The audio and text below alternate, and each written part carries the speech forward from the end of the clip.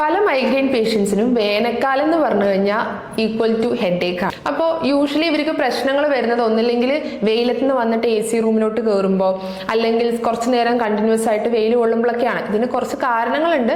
നമ്മൾ ജനറലി പറയുകയാണെങ്കിൽ നല്ല രീതിയിലുള്ള കണ്ണിലോട്ട് ലൈറ്റ് എക്സ്പോഷർ ഉള്ള ഒരു സമയമാണ്. അത് ഇങ്ങനത്തെ പേഷ്യൻസിനെ ഇറിറ്റേറ്റ് ചെയ്യാം. അതുപോലെ തന്നെ തല ഒരുപാട് വെയിൽ കൊണ്ട് ചൂടാവുന്നത്, നമ്മുടെ ബ്ലഡ് വെസൽസ് ഒക്കെ ഡയലേറ്റ് ചെയ്യും ഒരുപാട് സമ്മർ ആകുമ്പോൾ. അപ്പോൾ ഇങ്ങനത്തെ കാര്യങ്ങളൊക്കെ കൊണ്ട് തലവേദന യൂഷ്വലി ഈ തലവേദന ടെൻഡൻസി ഉള്ള പേഷ്യൻസിന് കാണാറുണ്ട്. ആൻഡ് കുറച്ച് കാര്യങ്ങളൊക്കെ നമുക്ക് ശ്രദ്ധിക്കാം. ഒന്നെന്ന് പറയുന്നത് രാവിലെ 11 മണി മുതൽ ഉച്ചയ്ക്ക് 2 മണി വരെയുള്ള വെയിൽ മാക്സിമം അവോയ്ഡ് ചെയ്യുക. അതുപോലെ 2 to 3 ലിറ്റേഴ്സ് ഓഫ് വെള്ളം കുടിക്കുക, അല്ലെങ്കിൽ ഇളനീരോ മോര് പോലെയുള്ള ഡ്രിങ്ക്സ് എന്തായാലും ഉൾപ്പെടുത്താനായിട്ട് നോക്കുക. അതുപോലെ തന്നെ പുറത്ത് നല്ല സിവിയർ ആയിട്ടുള്ള വെയിലത്തോട്ടൊക്കെ ഇറങ്ങുന്ന സമയത്ത് സൺഗ്ലാസസ് യൂസ് ചെയ്യാൻ നോക്കുക. അപ്പം ഇങ്ങനത്തെ കാര്യങ്ങളൊക്കെ ചെയ്യുക.